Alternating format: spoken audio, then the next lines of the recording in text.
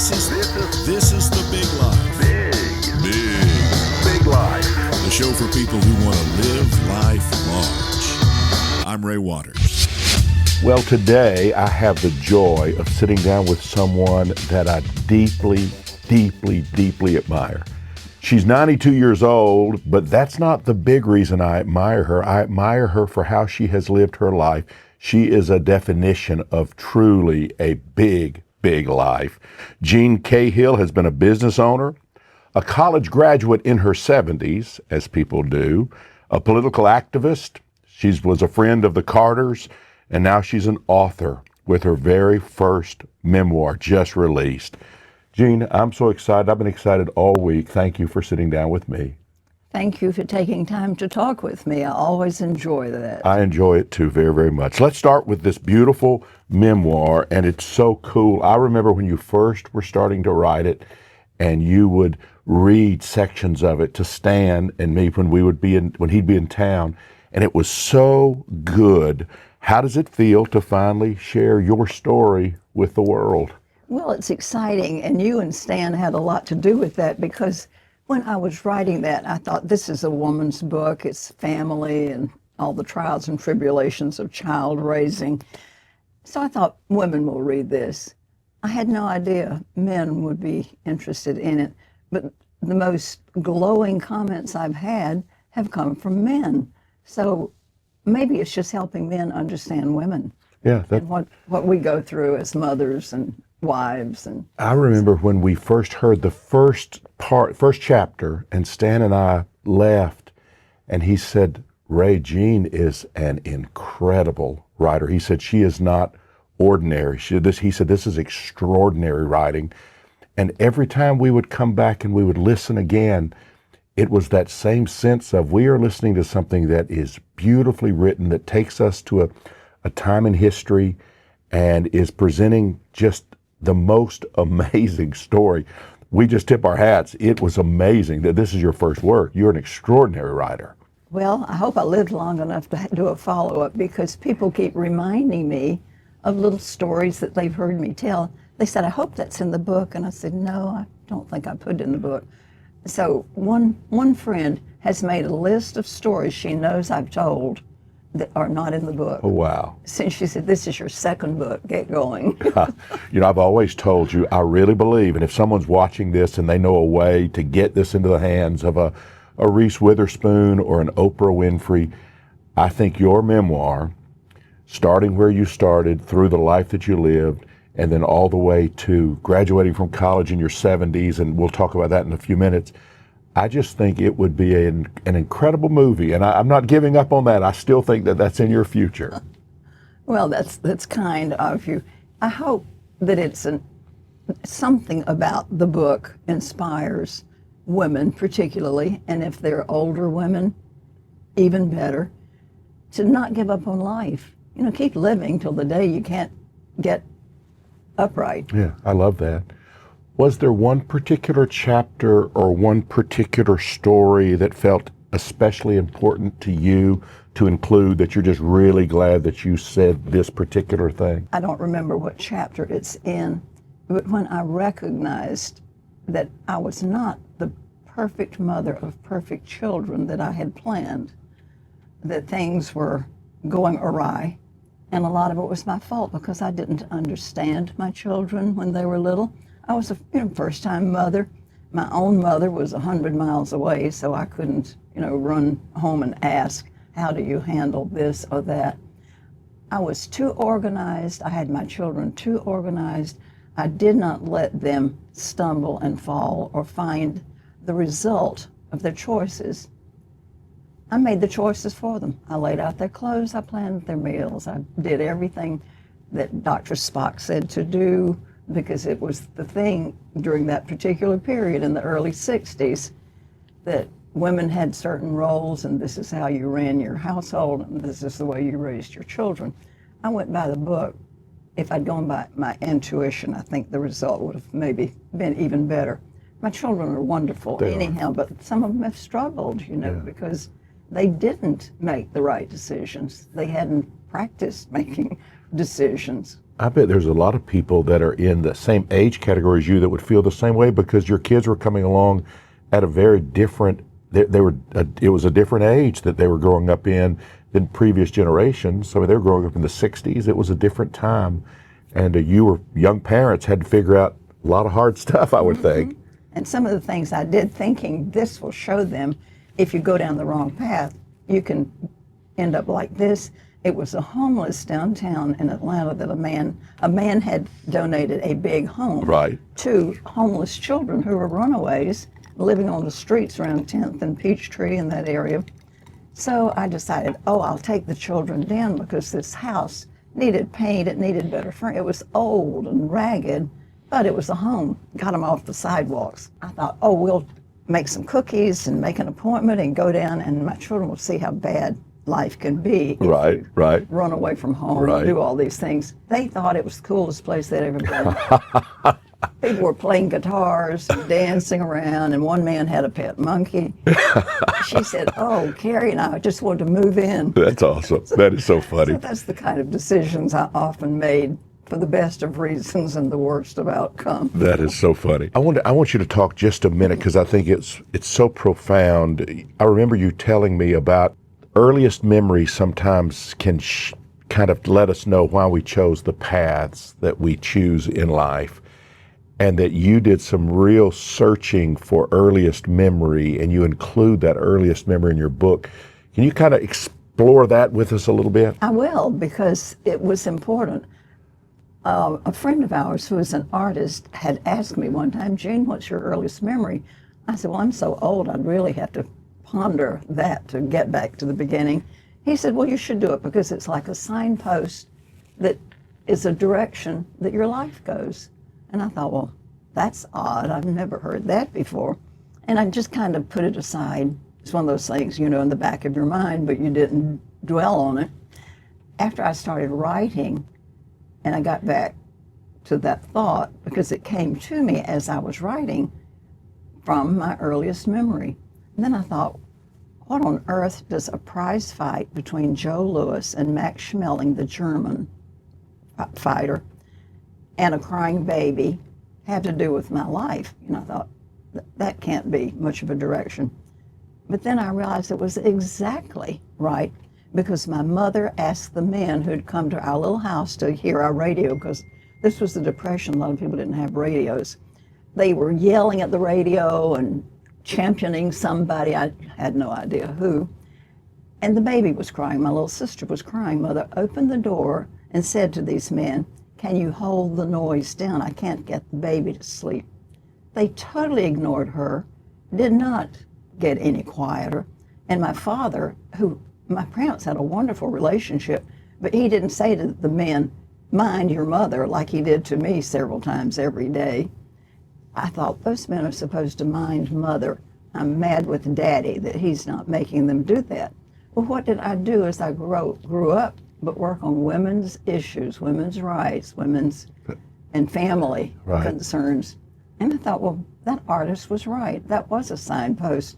Mother was powerless, and I was angry with the men who didn't get quiet, and daddy who didn't tell them to get quiet. I think that's profound that you connected that. And how old would you have been when this was taking place, when this fight was going on the radio? Let's see, my little sister was 1 year old, so I was 4. 4 years old, and you remember that your mom was not being heard. And you said that I can just remember her opening that door and hear all these men in their dirty work clothes in there yelling and shaking their fists. Yeah. Right. It turns out that fight comes back into my life in a later chapter. And I called Bobby Lee Cook, who was a famous lawyer in his 90s at the time I called him. And I said, Bobby Lee, I mentioned the fight between the German and the American because it was for world championship. They were both champions of their countries. I said, do you think the people were cheering for Joe Louis because he was American, or the German who was white? He said, oh, it's the German. So in certain parts of the country, it was definitely... In North Georgia it was. He said, I doubt it was any different in South Georgia. Well, I did a little research and found an article from The Nation from about 20 years after that fight. And it said that in the Jim Crow South, the white sports writers were hankering in the biggest way for a white victory. Wow. Now, the next year, Joe Louis fought him in Germany and beat the pants off of him. And that's what made me start thinking, he held back in America. He was afraid for his life. If he really beat up a white man, I think he would have believed he could be in big trouble, because that was when the plan was active. Yeah. So, all those ideas just began to connect in my mind that, it was not Joe Louis, the American, who said he was fighting for the good old USA. They were cheering for the German who got the stuffing beaten out of him by Joe Louis in Germany. Right. Wow. Whenever they were safe, he was miles from these mad white men.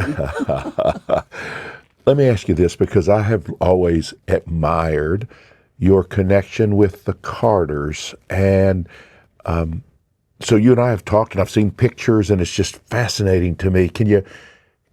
How did you guys kind of connect? And then what were some of the things that President Carter asked you to do? Tell us about some of that. Oh, that's the luckiest thing in my life, to get to know the Carters, because they were such wonderful people in every way. When Jimmy Carter was a state senator, there were articles in the Atlanta paper from time to time about this young senator from Plains who had introduced this bill. One was a sunset bill, because there were lots of committees that still met, but they're already fulfilled what they were supposed to do, but they just kept on meeting. It was fun to come to Atlanta and be lionized as a member of the legislature. So he developed the Sunset Law, which gave them 2 years. At the end of the first year, they needed to make a report as to what their committee did and had they completed it. And then the next year, they were to downsize and get rid of it. And, there were some steps to go through. So I thought, well, that is so smart, because we got a lot of people hanging around the Capitol who really don't have a job anymore, but they keep meeting and costing the taxpayers money. And that was his point, that, if they were doing the taxpayers' work, they needed to have a product to show. So that attracted my attention and my husband's. And then there would be little things like that in the newspaper fairly often about this young senator from Plains. Well, we were backing a particular person in the governor's race, and it's been so long ago, I don't remember all the names, but he had heart problems and dropped out. Well, it was well into the campaign season, but Jimmy stepped forth and decided he would run for governor. He did. He did not get elected the first time he ran, because he got in late and he didn't have an organization already built and ready to move. But he made a very good showing, and his speeches were great. So I called his office and said, we live on a pretty busy street in Buckhead where people vote. I would like to have a good yard sign. And this is so typical of Jimmy. The young lady on the phone said, well, we're all volunteers in this office. Nobody's paid. And he has not authorized us to buy anything. He said, we don't have the money for yard signs. Do you think you could make one? I said, I might not, but my husband will be able to make one. And he did. He made a wonderful one that people even talked about. So that was our first introduction to Jimmy Carter. He was tight-fisted with the people's money. Right. And, everything we heard about him had been positive and good. So that was the beginning. And my husband and I were co-presidents of a public school PTA in our neighborhood where our children went. So I said, we've got this PTA meeting coming up, and I see that this guy named Jimmy Carter is going to be in town meeting with some national organization. I said, I think I'll call and see if he wants to come to our PTA meeting. And my husband said, well, good luck with that. I called, got a call back and said he'd be very happy to. That is so because good. his earlier meetings in the day would be over with Right. by the evening when this meeting took. So he came to our house, parked his car. We took him with us to the PTA meeting, and he spoke to the group very well. But one of the things he said was, I haven't prepared a lot of notes for this because I'm interested in hearing what you want from your public people. Anyhow, so Al later said to him when we picked him up and took him back home where his car was, Al said, don't tell people you didn't spend much time making notes. Tell them you thought about this a lot. And he wrote Al a nice little note thanking him for the suggestion. He said, I will follow that. That's awesome. So I've got that letter from him. That's so good. It's one of my many treasured notes back and forth with the Carters. But anyhow, so it grew from that. Next time he ran, he got elected. Al and I both were peanut brigaders. We went around the country talking about our friend Jimmy Carter. I went to New Hampshire twice, stepped off the bus in front of the hotel, and my feet flew out from under me. I landed right on my seat on the ice. And on the news that evening, the 6 o'clock news, said, Georgians learning to walk on ice. And I'm sitting there. So we went from just calling some unknown almost member of the Georgia House to just traveling with him around various places and on his behalf in various places. I was always so amazed at his recall and his memory. He never forgot a name. I don't remember who I met yesterday. Right. But he was so good, and I thought that's important for people in public office because you like to hear your name called. So when he became president, didn't he ask you if you wanted to work in D.C.? I did get a call from his office and asked if I wanted a job in his office. And I said, I have a husband and 3 children to raise. I said, no, I don't want to go to Washington for a job. And then the person said, would you like to serve on some kind of committee or commission? I said, oh, yes, I would be very interested in having some role, something I could do, but not require me to move to Washington. So she said, let me look and see where we have openings. So she called back and offered 2 or 3 boards of directors of various things. And one was the group that provides entertainment for the military. And I thought, oh, that sounds like fun. You'd meet entertainers. Mm-hmm. But another one was the White House Conference on Families with the edict of what does the government do that helps families? What does it do that harms families? So that was our charge. For 18 months, we went all over this country here conducting hearings. We had so many people to sign up, we had to limit 3 minutes per person. But if they wrote something longer, that in its entirety would be included in the final report, and it was. We ended up with a very thick final report. And we commissioned a few people with special talents to research certain things. And one was, so many people were saying was, not the fathers aren't in the homes. And so this woman looked into one parent families over the years and found out it hadn't changed all that much because during the Depression, a lot of men left home looking for work and never came back. Either they didn't have the money to ever get back, didn't get a job, died, got married and stayed, or whatever. And I write about my mother's first unfortunate marriage to such a man. He had come from California, not mentioning he had a family back in California until the sheriff arrested him and took him away, to Mother's great disappointment that she knew nothing about a second family. So the woman researching one-parent households came up with a lot of information like that these men went away with the best of reasons and intentions, but circumstances often prevented them from ever returning home. And boy, we lived on US 1, and my daddy's business was on US 1. We saw so many hobos, they were called, walking the highway, and they'd always stop. Mother would always give them food because they were just, people searching for work, trying to support their families somehow. It was a rough time. I love when I read the early part of your life and what it was like being a child living there, and when families would come and they would stop to get gas or whatever they were having to do, how you guys had new friends that you would be able to play with and be able to spend an hour or two with new friends. I thought that was a beautiful story. We lived in this little unincorporated community called Dixie Union on US 1 between Alma and Waycross in South Georgia. We were the only children that lived there. There were 2 teenagers, but they didn't care about little 5 and 6-year-old critters. So we had to play with each other. So when a car stopped with a kid in it, we were like locusts. We want to get out there and see this person. And I write about the woman who wanted to take me back to New York as their child. Right.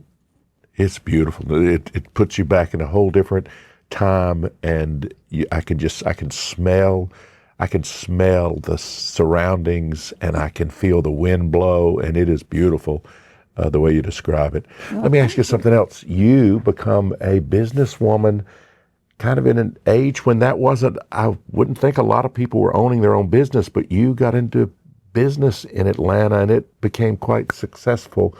You tell us a little bit about that? Yes, and I did it with absolutely no ability or training for what I did. It came because one man, when we were conducting hearings, I was at a narrow table and he was across, much closer than you are.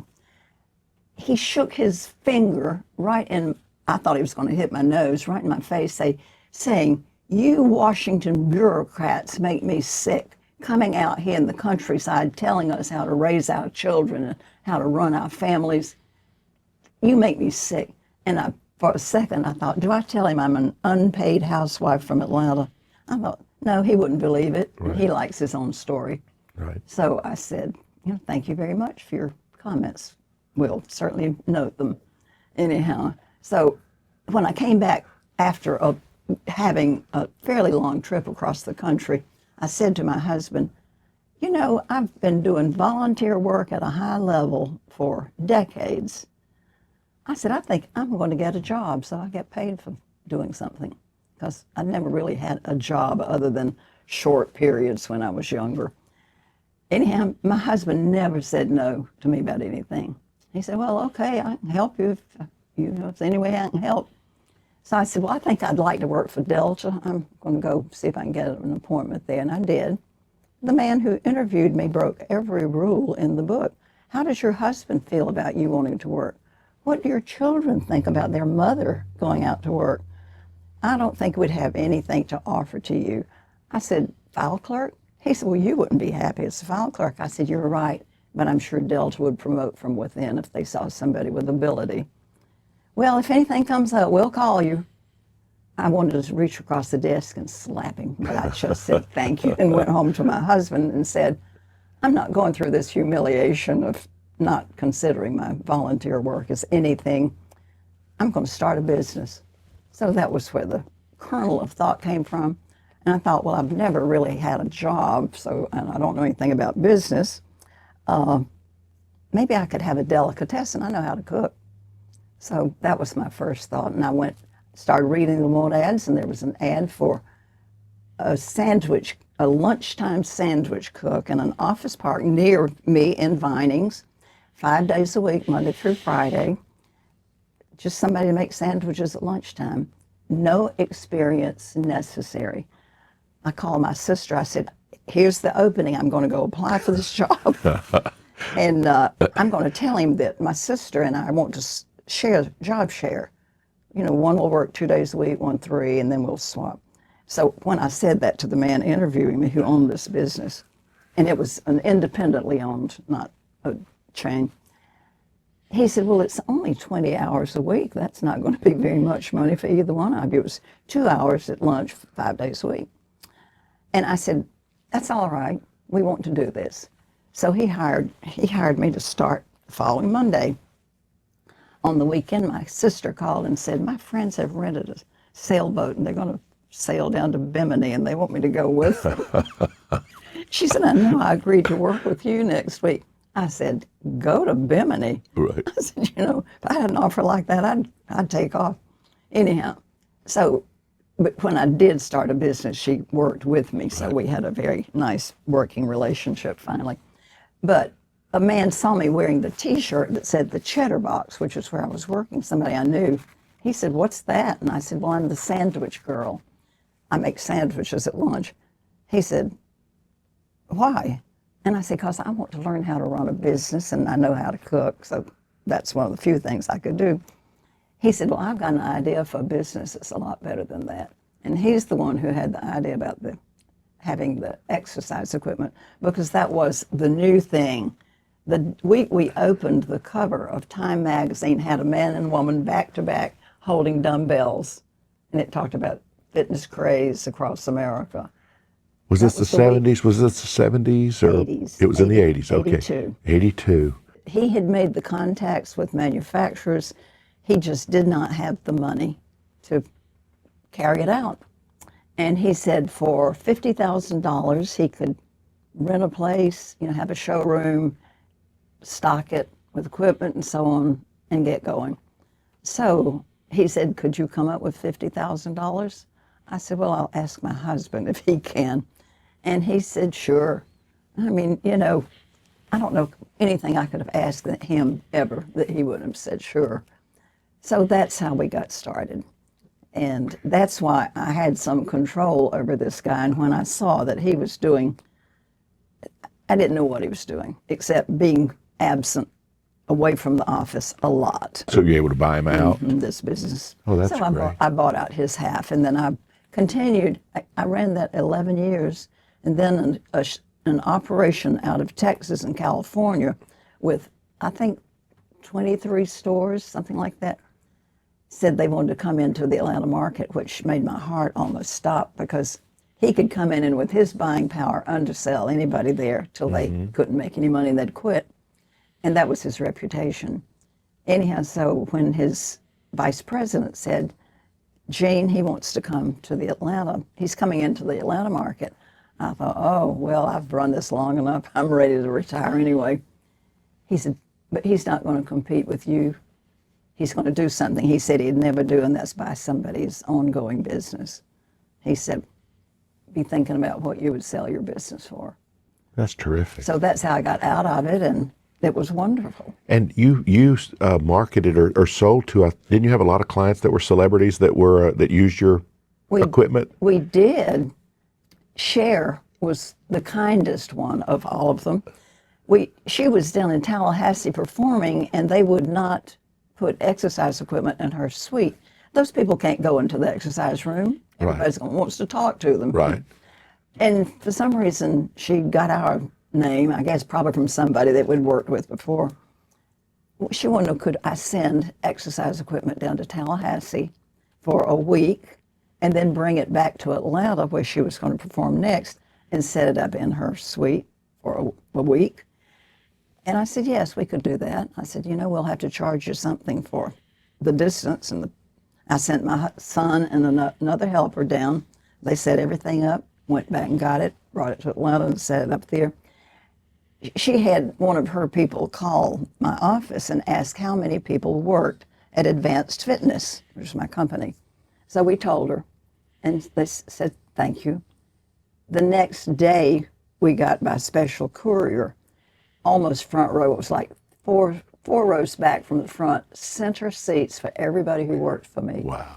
And that was Cher's. That's very nice. And then she wore that spider outfit for the first time. Right. It was a great view. Yeah. Anyhow, and I thanked her, and she called attention to the people down here. So anyhow, that was one of the really pleasant ones. And then, oh gosh, the man who was the person who became head of the Veterans Association, who was in a wheelchair, Max Cleland. Right. Max Cleland had been a friend of ours, had spent some time at our home.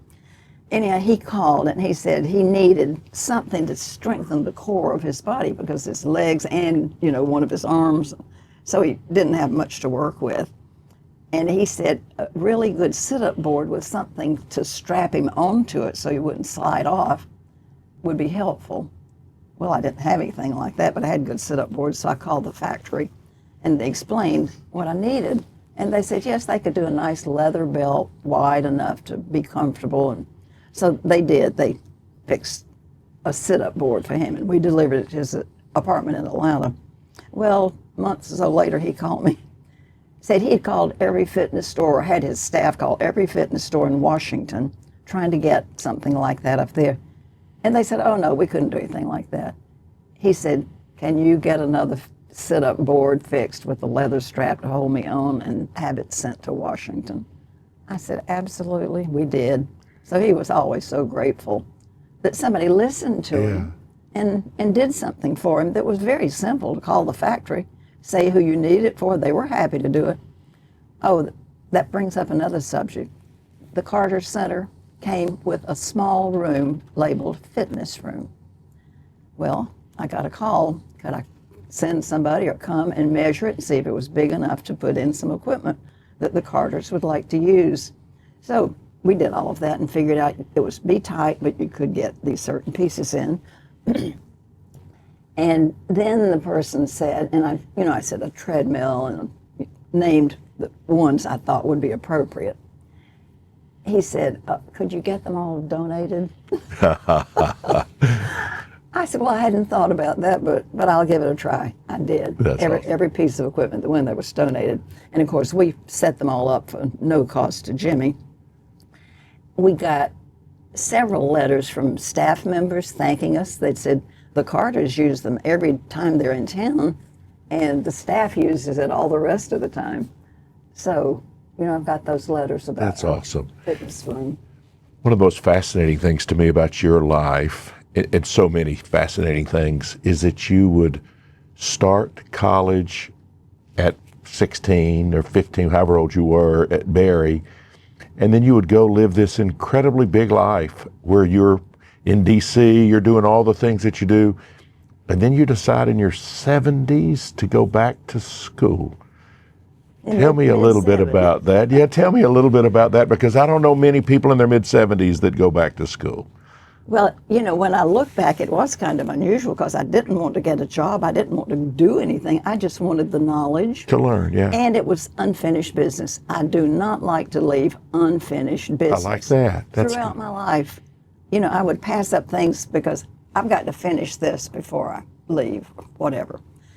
Well, from the time I left Berry, I was there from I was 16 to 18, because I wanted to get a job and have some money, and that's what I did. And as you say, lucked into this wonderful, productive life that was handed to me on a platter almost. You may say lucked in, but I think that there was a big life, brain and heart in this young girl that just magnetized and drew so much of it to yourself. I think you're amazing. Well, I always have had wonderful friends and very supportive people, and parents who were positive in their outlook, Right. encouraged. Daddy didn't encourage me leaving home at 16. We battled over that for a year. Only time I ever saw him cry was when he left me at Berry College, 16-year-old I remember daughter, reading that. in an untried and unknown place. But at any rate, I've always liked to finish things. You get interrupted doing housework or yard work or something, and I think that's not finished. I'll come back to that. Well, that's the way I felt about my education, because when I left it, when I was 18, I thought, I could get a job, and I was going to live with my cousin in Atlanta. She said, there's schools all over the place here. If you want to keep going to school, we'll find you a college. So with that, I went, and she did get me a job the day I got there. She took me in for an interview. They hired me then. First, and I had no resume, because I really never had a decent job, but a few days of making sandwiches, that didn't count for much. I was hired, and for a year, I was at the new southeastern headquarters of John Deere Plow and Implement Company, built in Chamblee. One of my jobs was to take people through and show them all these new modern things. The HVAC had a negative positive ion setup that attracted the dust over here. There was a refrigerated room that was probably about 20 feet square, or maybe 15 feet square, with a big machine, and it was the forerunner of the computer, because it had to be kept cold in that room. So that was all in glass. Well, I would parade people around this big machine and explain and talk about the air conditioning. That was my main job. And when I was not doing that, I was just writing numbers to go into the computer. So you ended up working and not going back to school as a young person, right? That's right. Mm-hmm. So then you live your big life, and then you decide to go back to school because you liked finish up. What was that? Were you living in Rome? Was that? That was part of it. When I sold my business and we decided to move up to the North Georgia mountains and get out of Atlanta, we were there for a couple of years renovating a beautiful home, looked like Tara from Gone with the Wind, and I loved it. I said I felt like Scarlett going home every day. My husband was really bored, and I hadn't recognized that. But you know, I just get involved in things. I was taking pottery. I organized a book club, a civic association. We had a tour of homes to raise money for the little park. So I was busy doing things in Mount Airy, Georgia. My husband would go talk to the banker, and then he'd go to the seed store and talk to somebody over there. So he came in one day and said, "This is the boringest damn place I've ever lived. Let's move back to Buckhead." Right. And I said, "Let's look around something close to Atlanta where there's a lot going on, but let's don't move into Atlanta. Let's stay on the outskirts." So we selected Rome, where my college was, and I thought, well, fate has put me back where all these years I've said I need to finish. So I went into the admissions office, and the young man said, "I don't think we have records that old." They did. They found them, and everything I had taken was allowed in credits for me because I'd made good grades on them. They were easy things. So I started back to school when I was 75 as a, let's see, sophomore. No, I'd finished my freshman, sophomore, junior. So I started back as a junior. So I had a year as a junior and a year as a senior and graduated. And you graduated top of the class, right? I mean, Well, your grades? I was the valedictorian of the class of '07 when I was, I think, 77 by that time. And I made some political statements on the stage. Sonny Perdue was the governor. I didn't like some things he had done, like not fully funding education was one of the main ones. Anyhow, I showed my notes that I was planning to use for my speech to one of my favorite professors. And he said, "That's fine, Jeanne. You don't really need to change a word." He said, "However, remember who's going to be sitting next to you listening."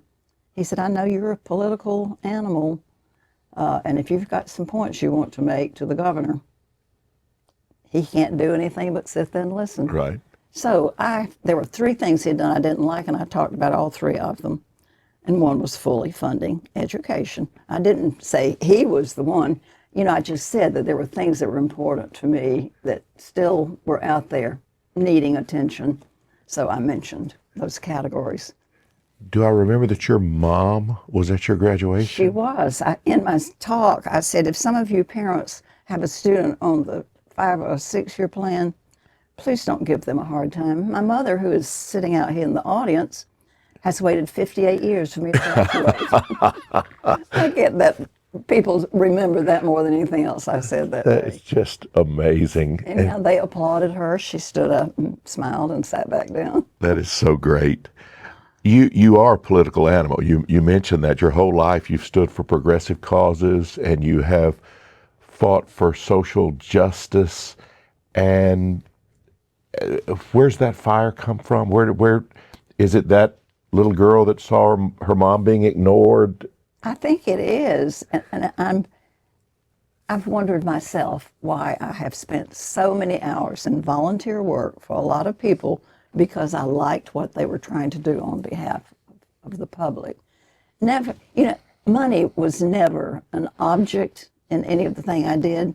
Luckily, my husband had a good income, made money that we could live comfortably, so it was never a concern of mine.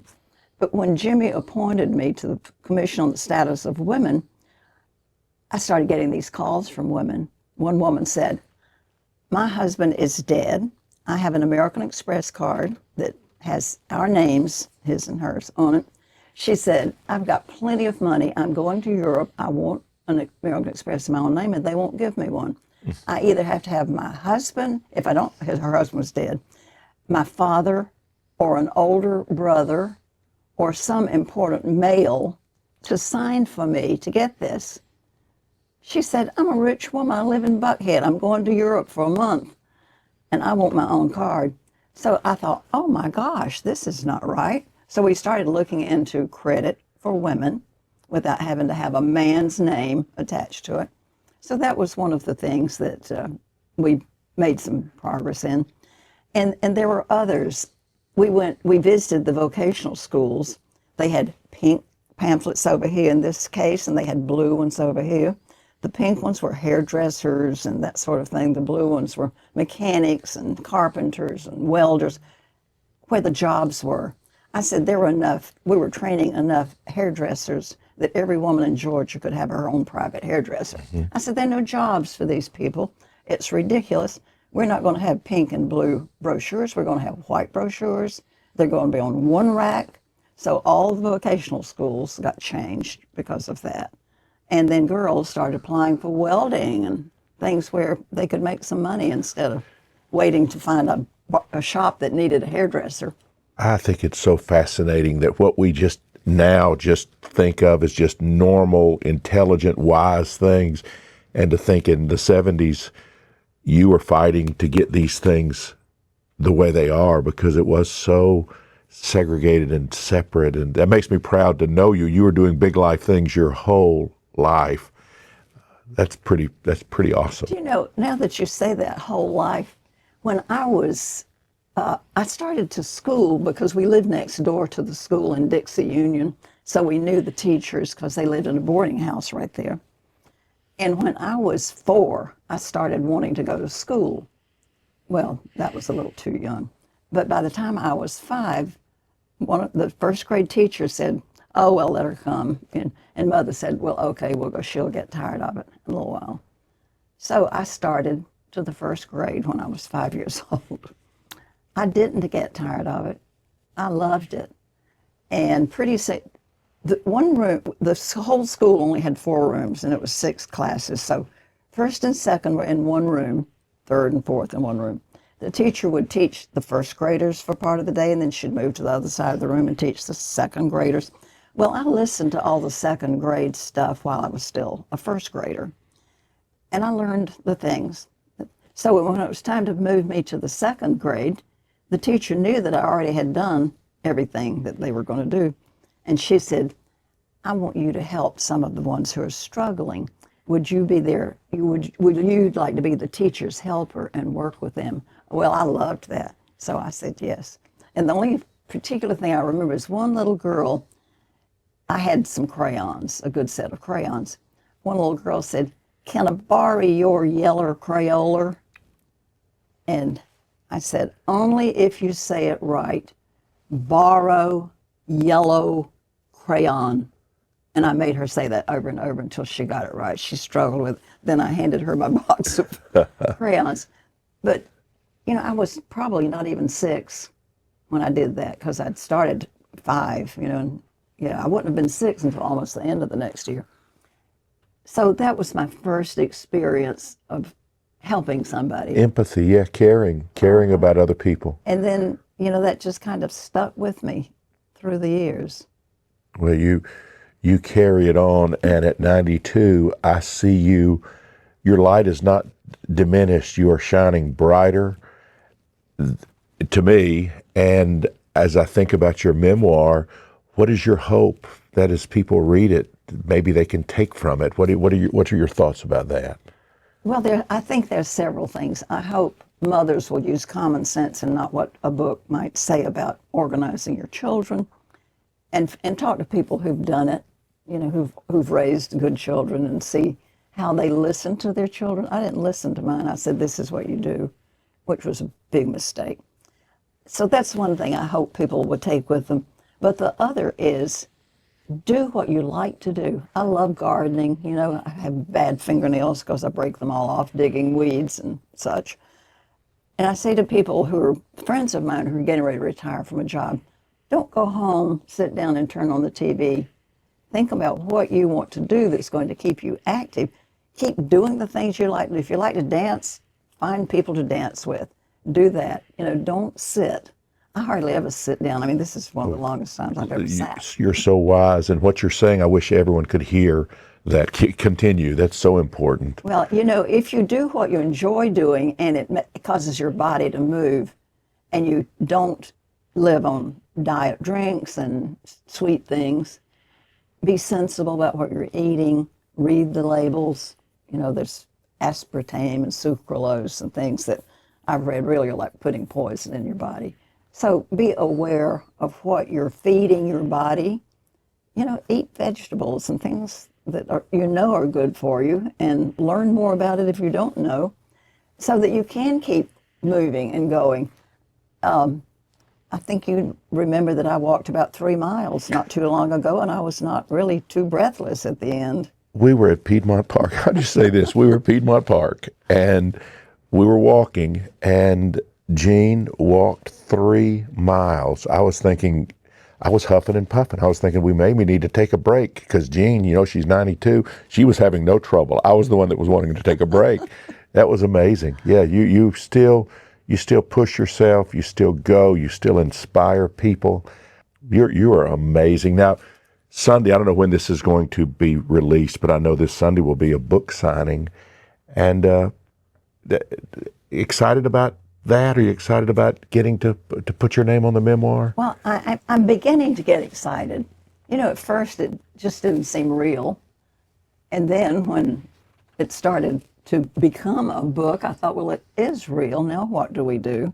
But, you know, I've got a publisher who's been very good, and she's setting up appointments in various places now for me to go and sign books, get this word out there. So I think that is so cool. 92, you've entered this world, and again, I think you're going to go to a premiere one day of the movie that's going to be made of your life, because it is that so kind of of a you to say life. that. Jeanne, your life is a powerful reminder that it's never too late to start something new, that you would each step of the way just always looking to live a little bit bigger life, and you've done it, and you've done it with humility and kindness, and never thought yourself better, and you are just one of my absolute heroes, and I appreciate your time more than you could ever know. Thank you, and I appreciate that you're my friend, and I love you very, very much. Well, I've returned the same feelings to you. I love you and your wife and your whole family, wonderful people. So that's another thing. Surround yourself with good people, people who are positive, who build you up, not people who are going to drag you down to their level. I love that. Thank you. Thank you for having me.